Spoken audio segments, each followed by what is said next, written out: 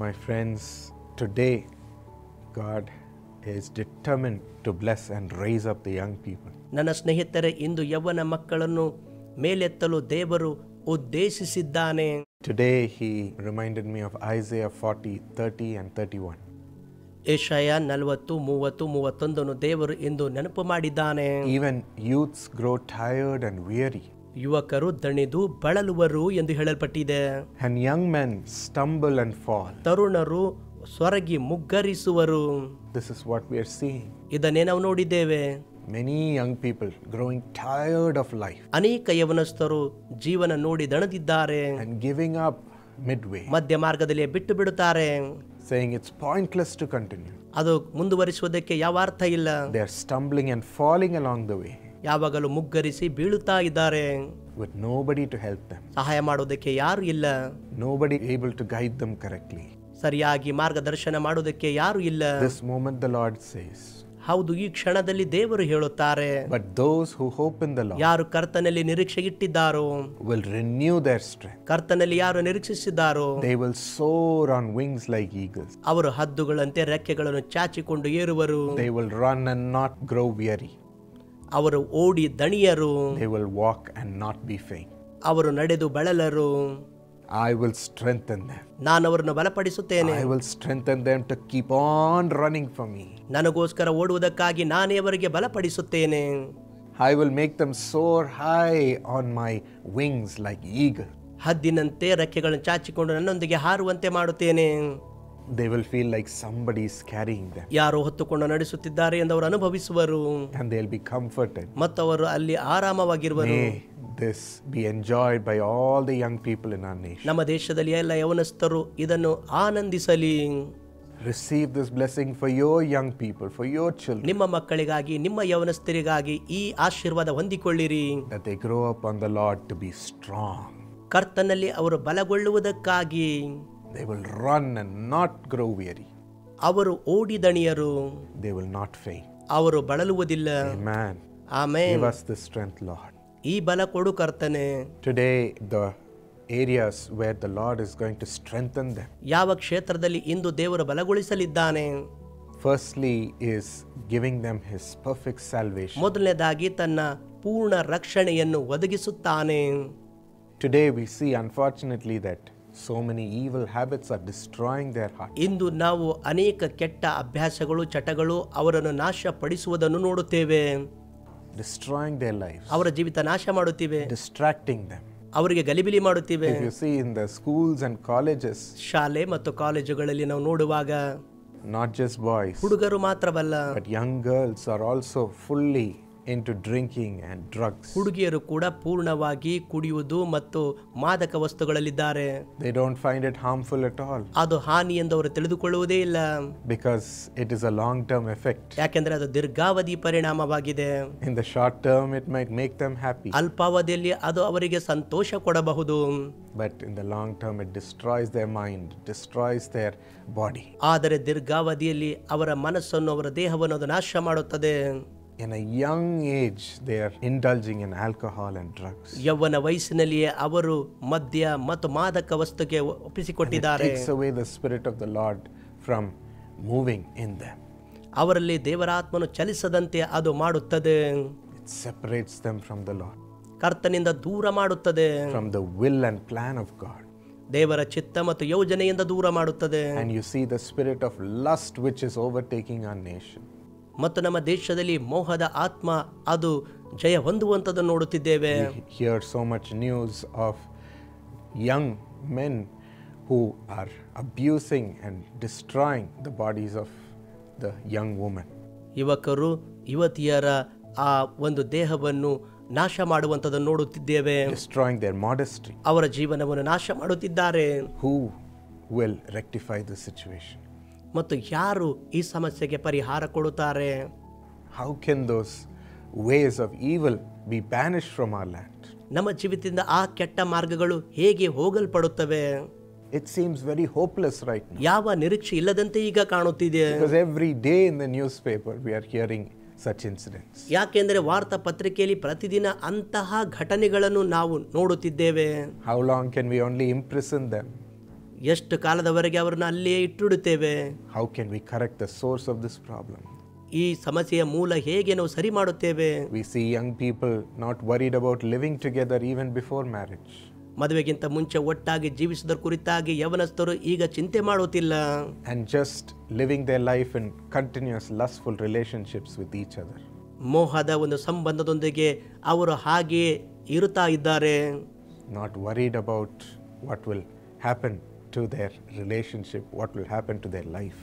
ಅವರ ಜೀವಿತಕ್ಕೆ ಅವರ ಸಂಬಂಧಕ್ಕೆ ಏನು ನಡೆಯುತ್ತದೆ ಎಂದು ಚಿಂತೆ ಮಾಡುವುದಿಲ್ಲ. Such is the spirit of lust which is moving through the young people. ಇಂಥ ಕಾಮದ ಆತ್ಮ ಅದು ಯವನಸ್ಥರಲ್ಲಿ ಚಲನೆ ಮಾಡುತ್ತಿದೆ. Blinding their eyes from what is good. ಒಳ್ಳೆಯದನ್ನು ನೋಡದಂತೆ ಅವರ ಕಣ್ಣನ್ನು ಕುರುಡು ಮಾಡುತ್ತಿದೆ. Blinding their eyes from the Lord. ಕರ್ತನಿಂದ ಅವರ ಕಣ್ಣನ್ನು ಕುರುಡು ಮಾಡುತ್ತಿದೆ. And the curses of sin brings death in them. ಆ ಪಾಪದ ಕಾರಣದಿಂದಾಗಿ ಅವರ ಜೀವಿತದಲ್ಲಿ ಮರಣ ಬರುತ್ತದೆ. It's unfortunate to see so many lives being broken from these things. ಈ ಅನೇಕ ಕಾರ್ಯಗಳಿಂದ ಅನೇಕ ಕುಟುಂಬಗಳು ಒಡೆದು ಹೋಗುತ್ತಾ ಇವೆ. Psalm 119:9 says, ಕೀರ್ತನೆ 119:9 ಹೇಳಲ್ಪಟ್ಟಿದೆ. How can a young person stay on the path of purity?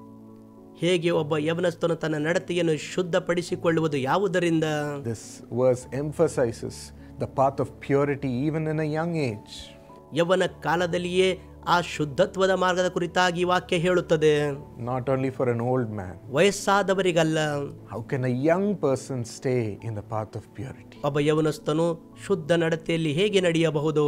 It's so important for us. ಅದು ಬಹಳ ಪ್ರಾಮುಖ್ಯ ನಮಗಾಗಿ. Because only in this purity can we move with God. ಈ ಶುದ್ಧತೆಯಲ್ಲಿ ಮಾತ್ರ ನಾವು ದೇವರೊಂದಿಗೆ ನಡೆಯಬಹುದು. Only in this purity can we fulfill the purpose for which we are created. ಈ ಶುದ್ಧತೆಯಲ್ಲಿ ಮಾತ್ರ ದೇವರ ಉದ್ದೇಶ ನಮ್ಮನ್ನು ಸೃಷ್ಟಿ ಮಾಡಿದ ಕಾರ್ಯದಲ್ಲಿ ನಾವು ತೊಡಗಬಹುದು. Because sin violates us. ಯಾಕೆಂದ್ರೆ ಪಾಪ ನಮ್ಮನ್ನು ಮುರಿಯುತ್ತದೆ. Takes us away from God-given purpose. ದೇವರ ಉದ್ದೇಶದಿಂದ ದೂರ ಒಯ್ಯುತ್ತದೆ. God wants this purity to be seen in our young people. ಯವನಸ್ಥರಲ್ಲಿ ಈ ಶುದ್ಧತೆ ನೋಡಬೇಕೆಂದು ದೇವರು ಬಯಸುತ್ತಾರೆ. The verse says, it is by living according to the word of God. ಅದು ದೇವರ ವಾಕ್ಯದ ಪ್ರಕಾರವಾಗಿ ನಡೆಯುವುದರ ಮೂಲಕ. For that, our young people should fall in love with Jesus. ಅದಕ್ಕಾಗಿ ನಮ್ಮ ಯವನಸ್ಥರು ಯೇಸುವಿನ ಪ್ರೀತಿಯಲ್ಲಿ ಬೀಳಬೇಕು. That's the only way they will love and want to seek after every word that comes from God. ಅವರು ಆ ರೀತಿಯಲ್ಲಿ ದೇವರ ಪ್ರೀತಿಯಲ್ಲಿ ಆತನಿಂದ ಬರುವ ಪ್ರತಿಯೊಂದು ಮಾತನ್ನು ಕೇಳುವವರಾಗುತ್ತಾರೆ. Seeking him in the morning saying, tell me your word, Lord, reveal it from the Bible. ಮುಂಜಾನೆಯಲ್ಲಿ ಸತ್ಯವೇದದಿಂದ ಕರ್ತನೇ ನಿನ್ನ ಮಾತು ತಿಳಿಸು ಎಂದು ಹುಡುಕುವವರಾಗುತ್ತಾರೆ. Without that, even if we force them and tell them, which is our job, but still their heart will never cling on to those words. ಅದು ಅಲ್ಲದೆ ನೀನು ಮಾಡು ಎಂದು ನಾವು ಹೇಳಿದರೆ ಅವರ ಹೃದಯ ಅಲ್ಲಿ ಚಲನೆ ಮಾಡುವುದಿಲ್ಲ. Today, let's pray for them to fall in love with Jesus. ಯೇಸುವಿನ ಪ್ರೀತಿಯಲ್ಲಿ ಇಂದವರು ಬೀಳುವುದಕ್ಕಾಗಿ ಪ್ರಾರ್ಥನೆ ಮಾಡೋಣ. So that they will seek his words every morning. ಪ್ರತಿ ಮುಂಜಾನೆ ಆತನ ವಾಕ್ಯಗಳನ್ನು ಅವರು ಎದುರು ನೋಡುವುದಕ್ಕಾಗಿ. If you look at Daniel, ದಾನಿಯೇಲನನ್ನು ನೋಡುವುದಾದರೆ, and his three friends, Shadrach, Meshach and Abednego, ಅವನ ಮೂವರು ಸ್ನೇಹಿತರು ಶಾದ್ರಕ್, ಮೇಷಕ್ ಮತ್ತು ಅಬೇದನೆಗೋ. the king's officials chose so many young people of the land. ರಾಜನ ಸಹಾಯಕ್ಕಾಗಿ ಅಲ್ಲಿ ಅನೇಕ ಯವನಸ್ಥರನ್ನು ಆರಿಸಿ ತರಬೇತಿಗೊಳಿಸುತ್ತಾರೆ. They were training them physically by giving them royal food and drink. ಶಾರೀರಿಕವಾಗಿ ತರಬೇತಿಗೊಳಿಸುತ್ತಿದ್ದರು, ಅವರಿಗೆ ರಾಜನ ಆಹಾರವನ್ನು ಕೊಡುವುದರ ಮೂಲಕ. And they were training them intellectually, training them to acquire so much information. ಬೌದ್ಧಿಕವಾಗಿಯೂ ಅನೇಕ ಮಾಹಿತಿಗಳನ್ನು ಕೊಡುವುದರ ಮೂಲಕ ಅವರನ್ನು ತರಬೇತಿಗೊಳಿಸುತ್ತಿದ್ದರು. And in various other ways. ಇನ್ನು ಬೇರೆ ಅನೇಕ ಕ್ಷೇತ್ರಗಳಲ್ಲಿ. But Daniel and his friends rejected the royal food and the wine that were offered. ದಾನಿಯೇಲನು ಮತ್ತು ಅವನ ಸ್ನೇಹಿತರು ರಾಜನ ಆಹಾರ ಮತ್ತು ದ್ರಾಕ್ಷಾರಸವನ್ನು ತಿರಸ್ಕಾರ ಮಾಡಿದರು. The food was contrary to what was taught in the law of the Jewish scripture by God. ಯಾಕೆಂದರೆ ಆ ಆಹಾರ ಪದ್ಧತಿ ಯಹೂದ್ಯರ ಧರ್ಮಶಾಸ್ತ್ರದ ವಿರುದ್ಧವಾಗಿತ್ತು. So they said, we won't partake of this food.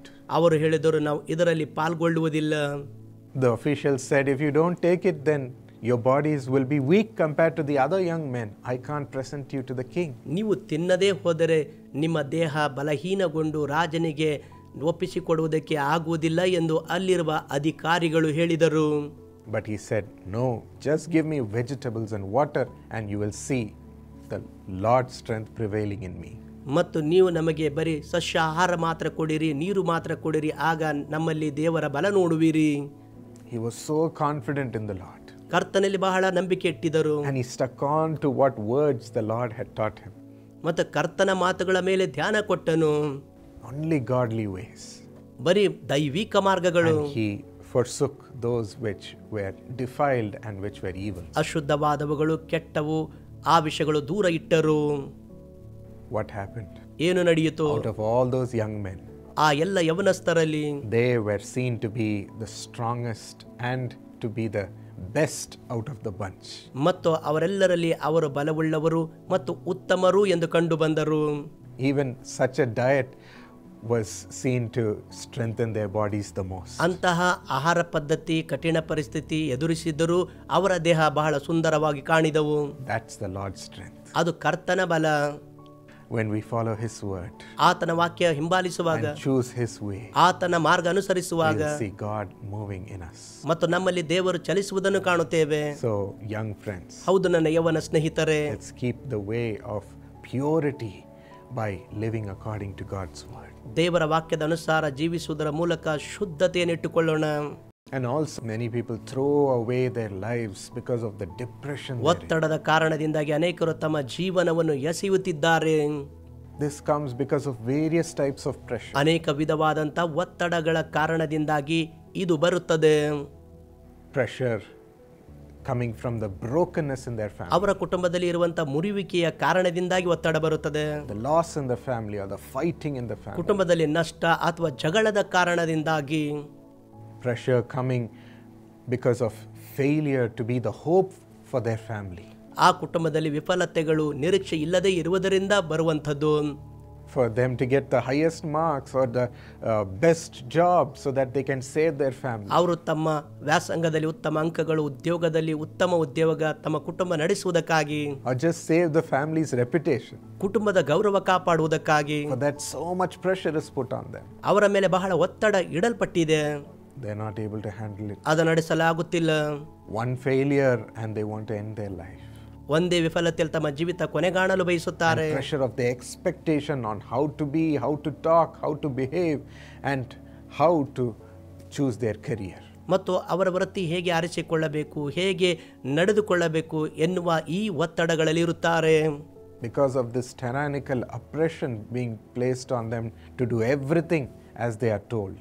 ಮತ್ತು ಅವರಿಗೆ ಹೇಳಲ್ಪಟ್ಟಂಥ ರೀತಿ ಎಲ್ಲವೂ ಮಾಡಬೇಕೆಂದು ಹೇಳುತ್ತಿರುವುದರಿಂದ ಆ ಒತ್ತಡವು ಬರುವಂಥದ್ದಾಗಿದೆ. They are not able to live freely. ಅವರು ಸ್ವತಂತ್ರವಾಗಿ ಬದುಕಲಾಗುತ್ತಿಲ್ಲ. They are not able to live as they want or how they are purposed to live. ಮತ್ತು ಅವರು ಹೇಗೆ ಬಯಸುತ್ತಾರೆ ಅಥವಾ ಅವರ ಉದ್ದೇಶಕ್ಕನುಸಾರವಾಗಿ ಜೀವಿಸಲು ಆಗುತ್ತಿಲ್ಲ. They get so frustrated.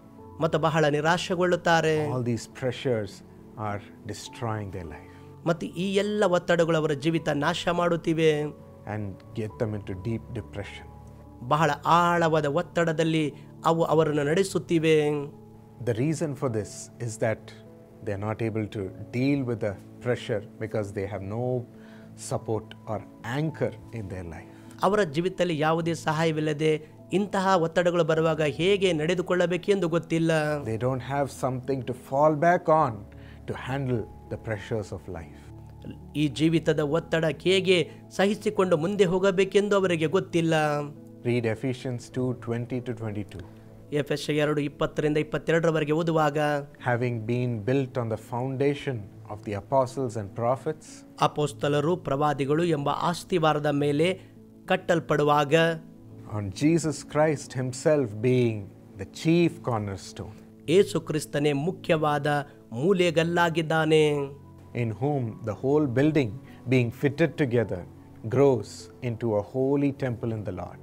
ಆತನಲ್ಲಿ ಕಟ್ಟಡದ ಎಲ್ಲ ಭಾಗಗಳು ಒಂದಕ್ಕೊಂದು ಹೊಂದಿಕೆಯಾಗಿ ಕಟ್ಟಡವು ವೃದ್ಧಿಯಾಗುತ್ತಾ ಕರ್ತನಲ್ಲಿ ಪರಿಶುದ್ಧ ದೇವಾಲಯವಾಗುತ್ತದೆ. In whom you also are being built together for a dwelling place of God in the Spirit.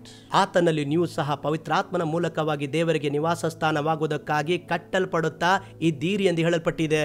As Jesus becomes the cornerstone of their lives, ಅವರ ಜೀವಿತದ ಮೂಲೆಗಲ್ಲು ಯೇಸು ಕ್ರಿಸ್ತನು ಆಗುವಾಗ they become a holy temple of the Lord. ಅವರು ದೇವರ ಪರಿಶುದ್ಧಾಲಯವಾಗುತ್ತಾರೆ, a dwelling place of God. ದೇವರ ನಿವಾಸ ಸ್ಥಾನವಾಗುತ್ತಾರೆ. They find their anchor in the Lord. ಅಲ್ಲಿ ಕರ್ತನ ಲಂಗರನ್ನು ಪಡೆದುಕೊಳ್ಳುತ್ತಾರೆ. That they are not destroyed by any pressure. ಅಲ್ಲಿ ಯಾವ ಒತ್ತಡದಿಂದ ನಾಶವಾಗುವುದಕ್ಕೆ ಸಾಧ್ಯವಿಲ್ಲ. That the evil ways of the world doesn't come and corrupt them. ಲೋಕದ ಯಾವ ಕೆಟ್ಟತನಗಳು ಬಂದು ಅಲ್ಲಿ ಅವರನ್ನು ನಾಶ ಮಾಡಲಾಗುವುದಿಲ್ಲ. They are strong in Jesus and what He tells them to do. ಅಲ್ಲಿ ಯೇಸುವಿನಲ್ಲಿ ಬಲವುಳ್ಳವರಾಗಿದ್ದು ಆತನೇನು ಹೇಳುತ್ತಾನೋ ಅದನ್ನೇ ಮಾಡುವರು. Secondly, the young people are going through misdirection. ಎರಡನೇದಾಗಿ ಯವನಸ್ಥರು ತಪ್ಪಾದ ನಿರ್ದೇಶನಗಳಲ್ಲಿ ಹೋಗುತ್ತಿದ್ದಾರೆ. Being misled in their life. ಅವರ ಜೀವಿತದಲ್ಲಿ ತಪ್ಪಾದ ಮಾರ್ಗದಲ್ಲಿ ಹೋಗುತ್ತಿದ್ದಾರೆ. 2 Corinthians 4:4 says, 2 ಕೊರಿಂಥ 4:4 ಹೇಳಲ್ಪಟ್ಟಿದೆ, the God of this age has blinded the mind of unbelievers. ಈ ಲೋಕದ ದೇವರು ನಂಬಿಕೆ ಇಲ್ಲದವರ ಮನಸ್ಸನ್ನು ಮಂಕು ಮಾಡಿದ್ದಾನೆ. So that they cannot see the light of the gospel that displays the glory of Christ. ಕ್ರಿಸ್ತನ ಮಹಿಮೆ ತೋರ್ಪಡಿಸುವಂತಹ ಕ್ರಿಸ್ತನ ಮಹಿಮೆಯುಳ್ಳ ಸುವಾರ್ತೆ ಕಾಣುವುದಕ್ಕೆ ಆಗುತ್ತಿಲ್ಲ. Who is the image of ದೇವರ ಸಾರೂಪ್ಯ ಉಳ್ಳಾಗಿರುವ ಆತನನ್ನು they are not able to see Jesus. ಯೇಸುವನ್ನು ನೋಡುವುದಕ್ಕೆ ಆಗುತ್ತಿಲ್ಲ. Because the devil has blinded their minds. ಯಾಕೆಂದರೆ ಸೈತಾನನು ಅವರ ಕಣ್ಣುಗಳನ್ನು ಕಟ್ಟಿದ್ದಾನೆ. Put all kinds of wrong, corruptive ways in their mind. ಅವರ ಮನಸ್ಸಿನಲ್ಲಿ ಎಲ್ಲ ತಪ್ಪಾದ ಕಾರ್ಯಗಳನ್ನು ಇಟ್ಟಿದ್ದಾನೆ. You see, in this world there are radical people, radical groups who are misleading the young ಅತಿ people. ಭಾವನೆಗೆ ಒಳಗಾದಂತಹ ಕೆಲವು ಯವನಸ್ಥರು ಬೇರೆ ಯವನಸ್ಥರನ್ನು ತಪ್ಪಾದ ಮಾರ್ಗದರ್ಶನದಲ್ಲಿ ನಡೆಸುತ್ತಿದ್ದಾರೆ. They want to see the people in the society turn on each other. ಸಮಾಜದಲ್ಲಿ ಯವನಸ್ಥರು ಒಬ್ಬರ ಮೇಲೆ ಒಬ್ಬರು ಬೀಳಬೇಕೆಂದು ಅವರು ಆ ರೀತಿ ಮಾಡುತ್ತಾರೆ. They want to see them hate each other. ಪರಸ್ಪರ ದ್ವೇಷಿಸಬೇಕೆಂದು ನೋಡುತ್ತಾರೆ. So they're using these young people to do so. ಅದನ್ನು ಮಾಡುವುದಕ್ಕಾಗಿ ಯವನಸ್ಥರನ್ನು ಉಪಯೋಗ ಮಾಡುತ್ತಾರೆ. Saying one person is lesser than the other person. ಒಬ್ಬ ವ್ಯಕ್ತಿ ಇನ್ನೊಬ್ಬನಿಗಿಂತ ಬಹಳ ಕಡಿಮೆಯಾದವನು ಎಂದು ಹೇಳುತ್ತಾರೆ. Leading them to think about others in a poor manner. ಬೇರೆಯವರ ಮೇಲೆ ಬಹಳ ಕೆಟ್ಟ ರೀತಿ ನೋಡುವಂತೆ ಮಾಡುತ್ತಾರೆ. And so the young people start to hate others. ಆ ರೀತಿಯಾಗಿ ಯವನಸ್ಥರು ದ್ವೇಷ ಮಾಡುತ್ತಾರೆ. Hating other communities, ಬೇರೆ ಸಮುದಾಯ ದ್ವೇಷಿಸುತ್ತಾರೆ. other castes, ಬೇರೆ ಜಾತಿ, other religions, ಬೇರೆ ಧರ್ಮ, and people from other background. ಬೇರೆ ಹಿನ್ನೆಲೆಯಿಂದ ಬಂದಂತ ಜನರನ್ನು Just because they don't belong to theirs, ಯಾಕೆಂದ್ರೆ ಅವರು ಅವರಿಗೆ ಸಂಬಂಧಪಟ್ಟವರಲ್ಲದರಿಂದ bringing division, ವಿಭಾಗಗಳು ತರುತ್ತಾರೆ, separation among people. ಬೇರ್ಪಡಿಸುವಿಕೆ ತರುತ್ತಾರೆ. Today we see so much wrong misleadings about their gender, ಇಂದು ಅವರ ಲಿಂಗಗಳ ಕುರಿತಾಗಿ ಬಹಳ ತಪ್ಪಾದ ತಿಳುವಳಿಕೆ ಕೊಡುತ್ತಿರುವುದನ್ನು ನೋಡುತ್ತೇವೆ. about who their life partner should be, ಯಾರು ಅವರ ಜೀವನ ಸಂಗಾತಿಯಾಗಿರಬೇಕು, even about the covenant of marriage. ಮತ್ತು ಅವರ ಮದುವೆಯ ಒಡಂಬಡಿಕೆ. Many say, I don't even want the covenant of marriage, ಆ ಮದುವೆಯ ಒಡಂಬಡಿಕೆ ಅನೇಕರು ಬೇಕಾಗಿಲ್ಲ ಎಂದು ಹೇಳುತ್ತಾರೆ. because of the wrong misdirections they are receiving. ಯಾಕೆಂದ್ರೆ ತಪ್ಪಾದ ಮಾರ್ಗದರ್ಶನಗಳು ಅವರು ಹೊಂದುತ್ತಿರುವುದರಿಂದ And they give it up, ಮತ್ತು ಅವರು ನಿರಾಶರಾಗುತ್ತಾರೆ. living together forever without marriage, ಮದುವೆ ಇಲ್ಲದೆ ಅವರು ಯಾವಾಗಲೂ ಜೊತೆಯಾಗಿ ಜೀವಿಸುತ್ತಿದ್ದಾರೆ, choosing sin, ಪಾಪ ಆರಿಸಿಕೊಳ್ಳುತ್ತಿದ್ದಾರೆ and giving up what God proposed as His ways, ಮತ್ತು ದೇವರ ಮಾರ್ಗಗಳನ್ನು ಅವರು ಮರೆತು ಹೋಗುತ್ತಿದ್ದಾರೆ. and giving up all these moral values of the Lord, ಕರ್ತನ ನೈತಿಕ ಮೌಲ್ಯಗಳನ್ನು ಮರೆತು ಹೋಗುತ್ತಿದ್ದಾರೆ, which brings purity. ಶುದ್ಧತೆ ತರುವಂತಹ. This is all because of the misleading of the devil, ಮತ್ತು ಸೈತಾನನ ತಪ್ಪಾದ ಮಾರ್ಗದರ್ಶನದಿಂದಾಗಿ ಬರುತ್ತಿವೆ. propagating all these wrong ways of the world into their heart, ಅವರ ಹೃದಯದಲ್ಲಿ ಲೋಕದ ಎಲ್ಲ ತಪ್ಪಾದ ಮಾರ್ಗಗಳನ್ನು ತಂದು ಹಾಕುತ್ತಿದ್ದಾನೆ, and putting confusion. ಅದರಲ್ಲಿ ಗೊಂದಲ ತರುತ್ತಿದ್ದಾನೆ. Many don't know who they are, ಅವರು ಯಾರಿದ್ದಾರೆ ಅನೇಕರಿಗೆ who ಗೊತ್ತಿಲ್ಲ, they are meant to have, ಅವರು ಯಾರಾಗಿರಬೇಕು, and what they are meant to do in their life, ಅವರ ಜೀವಿತದಲ್ಲಿ ಅವರು ಏನು ಮಾಡಬೇಕು. because they are confused from all directions. ಎಲ್ಲ ಮಾರ್ಗಗಳಿಂದ ಅವರು ಗೊಂದಲಕ್ಕೊಳಗಾಗಿದ್ದಾರೆ. We must pray that this spirit of the devil does not prevail, ಮತ್ತು ಈ ಸೈತಾನನ ಆತ್ಮನು ಇರಬಾರದೆಂದು ನಾವು ಪ್ರಾರ್ಥಿಸಬೇಕು. and our next generation should be protected to do the will of God. ದೇವರ ಚಿತ್ತ ಮಾಡುವುದಕ್ಕಾಗಿ ಆ ಸಂತತಿ ರಕ್ಷಿಸಲ್ಪಡಬೇಕು. Romans 12:2, let's claim and pray today. ರೋಮ 12:2 ಅದನ್ನು ಘೋಷಣೆ ಮಾಡಿ ಪ್ರಾರ್ಥಿಸೋಣ. Do not conform to the pattern of this world, ಇಹ ಲೋಕದ ನಡವಳಿಕೆಯನ್ನು ಅನುಸರಿಸದೆ, but be transformed by the renewing of your mind. ನೂತನ ಮನಸ್ಸನ್ನು ಹೊಂದಿ ಪರಿವರ್ತನೆಗೊಳ್ಳಬೇಕು. Then you will be able to test and approve what God's will is. ದೇವರ ಚಿತ್ತ ಯಾವುದೆಂದು ಆಗ ನೀವು ತಿಳಿದುಕೊಳ್ಳುವಿರಿ. His good, pleasing and perfect will. ಆತನ ಚಿತ್ತ ಮೆಚ್ಚುಗೆಯಾದುದು, ಪರಿಶುದ್ಧವಾದುದು. Yes, His will is always good and pleasing. ಆತನ ಚಿತ್ತ ಯಾವಾಗಲೂ ಒಳ್ಳೆಯದು ಮತ್ತು ಮೆಚ್ಚುಗೆಯಾದದ್ದು ಆಗಿದೆ. We need this perfect will in our life to prevail. ನಮ್ಮ ಜೀವಿತದಲ್ಲಿ ಜಯ ಹೊಂದುವುದಕ್ಕಾಗಿ ಈ ದೇವರ ಚಿತ್ತ ಬೇಕು. We should not conform to the pattern of this world. ಈ ಲೋಕದ ನಡವಳಿಕೆಯನ್ನು ನಾವು ಅನುಸರಿಸಬಾರದು. God should save our young people ನಮ್ಮ ಯೌವನಸ್ಥರನ್ನು ದೇವರು ರಕ್ಷಿಸಬೇಕು from all these misdirection. ಈ ಎಲ್ಲ ತಪ್ಪಾದ ಮಾರ್ಗಗಳಿಂದ. And finally, let's pray for our young people to rise up in excellence. ಕೊನೆಯದಾಗಿ ನಮ್ಮ ಯೌವನಸ್ಥರು ಉನ್ನತ ಸಾಧನೆಯಲ್ಲಿ ಎದ್ದೇಳುವುದಕ್ಕಾಗಿ ಪ್ರಾರ್ಥಿಸೋಣ. Filled with God's Spirit. ದೇವರ ಆತ್ಮನಿಂದ ತುಂಬಿದವರಾಗಿ. Philippians 2:15 says, ಫಿಲಿಪ್ಪಿ 2:15 ಹೇಳುತ್ತದೆ, so that you may become blameless and pure children of God without fault in a warped and crooked generation. ವಕ್ರ ಬುದ್ಧಿಯುಳ್ಳಂತಹ ಈ ಸಂತತಿಯ ಮಧ್ಯದಲ್ಲಿ ನಿರ್ದೋಷಿಗಳು, ಯಥಾರ್ಥ ಮನಸ್ಸುಳ್ಳವರು ನೀವು ಆಗಿರಿ ಎಂದು ಹೇಳಲ್ಪಟ್ಟಿದೆ. Then you will shine among them like stars in the sky. ಆಕಾಶದಲ್ಲಿ ನಕ್ಷತ್ರಗಳ ಹಾಗೆ ನೀವು ಅವರ ಮಧ್ಯದಲ್ಲಿ ಹೊಳೆಯುವಿರಿ. God will set such young people apart to shine like the stars among a crooked generation. ವಕ್ರ ಜಾತಿಯುಳ್ಳ ಜನರ ಮಧ್ಯದಲ್ಲಿ ದೇವರು ಆಕಾಶದ ನಕ್ಷತ್ರ ಹಾಗೆ ಹೊಳೆಯುವಂತೆ ಮಾಡುತ್ತಾರೆ. As they offer themselves to be pure in the hands of God. ದೇವರ ಹಸ್ತದಲ್ಲಿ ಶುದ್ಧರಾಗಿ ಅವರು ಅರ್ಪಿಸಿಕೊಳ್ಳುವಾಗ. Today, young people don't choose wisdom, don't choose understanding from God. ಇಂದು ದೇವರಿಂದ ಜ್ಞಾನ ಮತ್ತು ತಿಳುವಳಿಕೆ ಯೌವನಸ್ಥರು ಆರಿಸಿಕೊಳ್ಳುತ್ತಿಲ್ಲ. They don't seek it from God for their work. ಅವರ ಕೆಲಸಕ್ಕಾಗಿ ದೇವರಿಂದ ಅವರು ಹುಡುಕುತ್ತಿಲ್ಲ. And they become so slothful.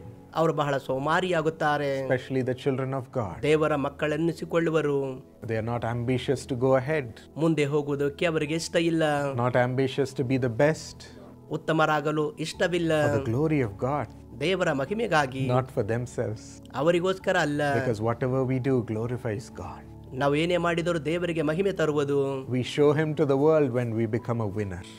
ನಾವು ಜಯಶಾಲಿಗಳಾಗುವಾಗ ನಾವು ಲೋಕಕ್ಕೆ ತೋರಿಸುತ್ತೇವೆ. We show the excellence of the wisdom of God. ದೇವರ ಜ್ಞಾನ ಮತ್ತು ದೇವರ ಉನ್ನತ ತೋರಿಸುತ್ತೇವೆ. Excellence in the Spirit of God. ದೇವರ ಆತ್ಮನಲ್ಲಿ ಬಹಳ ಉತ್ಕೃಷ್ಟತೆ ತೋರಿಸುತ್ತೇವೆ. And so let us pray for this young generation to rise up with the Spirit of God and stand for excellence for His name. ಆತನಿಗೋಸ್ಕರ ಉತ್ಕೃಷ್ಟವಾಗಿ ನಿಲ್ಲುವುದಕ್ಕಾಗಿ ಮತ್ತು ದೇವರ ಜ್ಞಾನ ಹೊಂದಿಕೊಳ್ಳುವುದಕ್ಕಾಗಿ ಯುವಕರಿಗಾಗಿ ಪ್ರಾರ್ಥಿಸೋಣ. If you see Daniel 1:19 and 20, ದಾನಿಯೇಲ 1:19-20 ನೋಡುವಾಗ, there you can see that Daniel and his friends were set apart from all the other people in the court. ದಾನಿಯೇಲನು ಮತ್ತು ಆತನ ಸ್ನೇಹಿತರು ಅವರು ವಿಶೇಷವಾಗಿ ಪ್ರತ್ಯೇಕಿಸಲ್ಪಟ್ಟಿದ್ದರು. In the matters of wisdom and understanding that the king questioned and tested them. ಮತ್ತು ರಾಜನು ಅವರಿಗೆ ಪ್ರಶ್ನೆ ಕೇಳಿ ಪರೀಕ್ಷಿಸಿದಾಗ ಎಲ್ಲರಿಗಿಂತಲೂ ವಿಭಿನ್ನವಾಗಿ ಕಂಡು ಬಂದರು. He found them to be 10 times better than any other magician or enchanter in his kingdom. ಬೇರೆ ಎಲ್ಲರಿಗಿಂತಲೂ 10 ಪಟ್ಟು ಅವರು ಬುದ್ಧಿವಂತರಾಗಿ ಅಲ್ಲಿ ಕಂಡು ಬಂದರು. 10 times better. 10ರಷ್ಟು ಉತ್ತಮರು. Young men of God. ದೇವರ ಯೌವನಸ್ಥರು. Let's ask for our young men also to be filled with such wisdom. ಅಂತ ಜ್ಞಾನದಿಂದ ನಮ್ಮ ಯೌವನಸ್ಥರು ತುಂಬುವುದಕ್ಕಾಗಿ ಕೇಳಿಕೊಳ್ಳೋಣ. Receiving such revelations from God. ಅಂತಹ ದೇವರ ಪ್ರಕಟಣೆ ದೇವರಿಂದ ಹೊಂದಿಕೊಳ್ಳುವುದಕ್ಕಾಗಿ. Solutions from God in what they do. ಅವರು ಮಾಡುವುದರಲ್ಲಿ ದೇವರ ಪರಿಹಾರ. It will make the kings bow before God. ದೇವರ ಮುಂದೆ ರಾಜನು ಬಗ್ಗುವಂತೆ ಅದು It ಮಾಡುತ್ತದೆ. will glorify His name in this world. ಈ ಲೋಕದಲ್ಲಿ ದೇವರ ನಾಮ ಮಹಿಮೆ ಪಡಿಸೋಣ. Today let us claim this and say, Lord, our young people should be national rank receivers. ಕರ್ತನೆ, ನಮ್ಮ ಯೌವನಸ್ಥರು ರಾಷ್ಟ್ರೀಯ ರ್ಯಾಂಕ್ನಲ್ಲಿ ಸ್ವೀಕಾರ ಮಾಡುವರಾಗಬೇಕು. Gold medalists. ಚಿನ್ನದ ಪದಕ ಗೆಲ್ಲುವವರು. People who advise the kings. ರಾಜ್ಯರನ್ನು ಸಲಹೆ ಮಾಡುವಂತವರು. People who receive top revelations that astounds the world. ಲೋಕಕ್ಕೆ ವಿಚಿತ್ರವೆನಿಸುವಂತಹ ವಿಶೇಷ ಪ್ರಕಟಣೆ ಹೊಂದುವವರಾಗಬೇಕು. The best in their talent. ಅವರ ತಲಾಂತುಗಳಲ್ಲಿ ಉತ್ತಮರು. And powerful anointed servants of God who prophetically bring God to the people. ದೇವರ ಅಭಿಷಿಕ್ತವುಳ್ಳ ದೇವ ಸೇವಕರು ಪ್ರವಾದನಾತ್ಮಕವಾಗಿ ಜನರನ್ನು ದೇವರ ಬಳಿಗೆ ತರುವವರು. Let's ask that our young people will rise up to excellence. ಆ ರೀತಿಯಲ್ಲಿ ನಮ್ಮ ಯೌವನಸ್ಥರು ಎದ್ದೇಳುವುದಕ್ಕಾಗಿ ಕೇಳೋಣ. So will you claim these 3 points that our young people will receive God's salvation? ದೇವರ ರಕ್ಷಣೆ ನಮ್ಮ ಯೌವನಸ್ಥರು ಹೊಂದುವುದಕ್ಕಾಗಿ ಈ 3 ಅಂಶಗಳ ನೆನಪಲ್ಲಿ ಇಟ್ಟುಕೊಂಡು ಪ್ರಾರ್ಥಿಸೋಣವೇ? And they will not be misled, but perfect the will of God.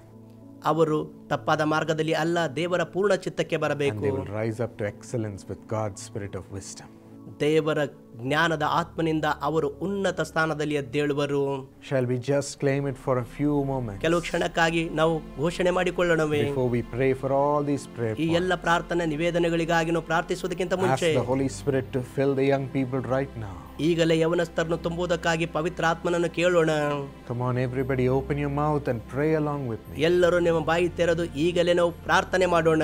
This is the time to put all our burdens for our young people and children before God. ದೇವರ ಮುಂದೆ ಯವನಸ್ಥರಿಗಾಗಿ ಮಕ್ಕಳಿಗಾಗಿ ಭಾರ ಹಾಕುವಂತಹ ಸಮಯ. Let's cry for our next generation, ನಮ್ಮ ಮುಂದಿನ ಸಂತತಿಗಾಗಿ ಕೂಗೋಣ. that God will move through our next generation. ನಮ್ಮ ಮುಂದಿನ ಸಂತತಿಯ ಮೂಲಕ ದೇವರು ಚಲಿಸುವಂತೆ. It seems so dark in what is happening in society among the young people.